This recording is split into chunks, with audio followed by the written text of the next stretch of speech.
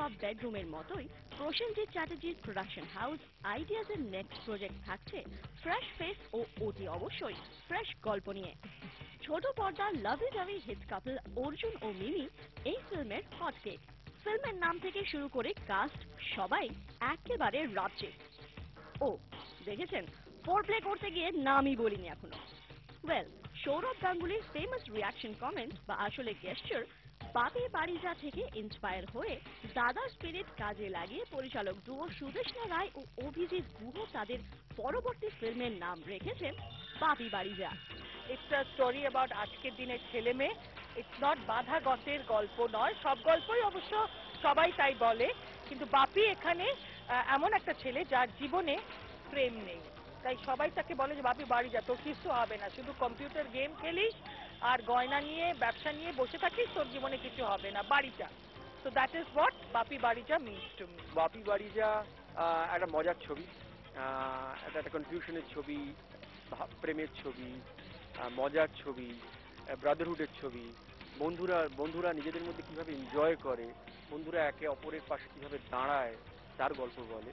ফিল্মের ফ্রেশনেস নিয়ে ভীষণই এক্সাইটেড ডিরেক্টরগণ। প্রসেনজিৎ বলেছিল একেবারে fresh, this is his tribute to the generation that has accepted him so much. তাই আমরা যেসব ছেলে মেয়েদের চুজ করেছি তারাও একেবারে ফ্রেশ, এমনকি আমাদের যারা অ্যাসিস্ট করছে তাদের মধ্যেও এই ইউথফুল ব্যাপারটা আছে। আশা করব তাই জন্য ছবিটা খুব ইউথফুল হবে।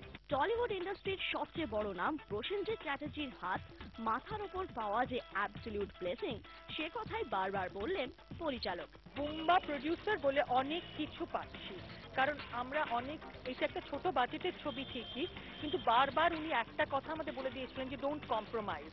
গানের ব্যাপারে জিৎ গাঙ্গুলি উনি বললেন যে গানটা এমন একজনকে দিয়ে করা যার একটা এস্টাবলিশড নাম আছে, এবং জিৎ এই গানগুলো যেগুলো করেছে সেগুলো শুনলে একেবারে সিগনেচার জিৎ গাঙ্গুলি নয়, কিন্তু তার মধ্যে কোথাও একটা সেই জিৎ গাঙ্গুলির পপুলার ভার্সনটা আছে, কিন্তু তার মধ্যে আবার অন্যান্য জিনিসও রয়েছে, এবং এই সমস্ত কিছুই বুম্বার জন্য পসিবল হয়েছে। প্রডিউসার শুধু টাকা দেয় এটা তো ঠিক নয়, সেটা বিদেশে হলিউডে হয় না বা ইউরোপে হয় না।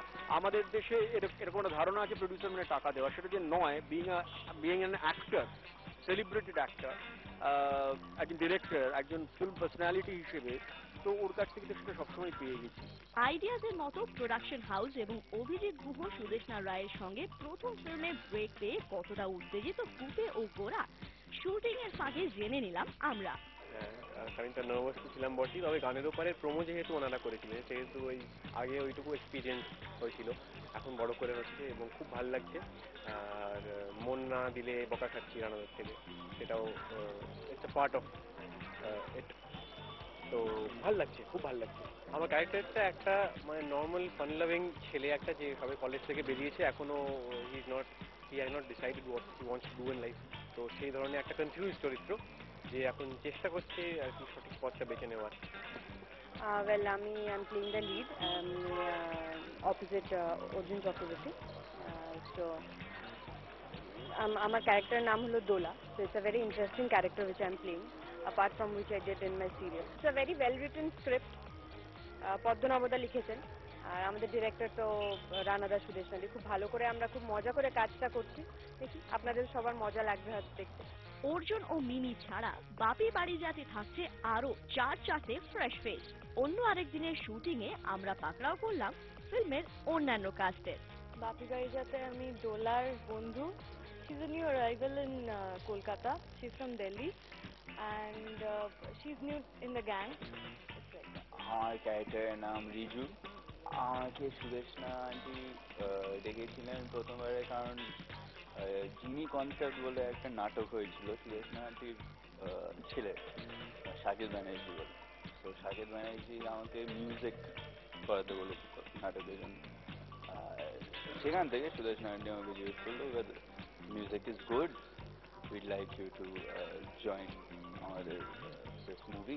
আমি জিজো বলে একটা ক্যারেক্টার প্লে করছি, খুব ফানি, ন্যাচারাল, যার একটা গার্লফ্রেন্ড আছে, কিন্তু ওই রিজুর মতোই, মানে মেয়ে দেখতে ছাড়ে না।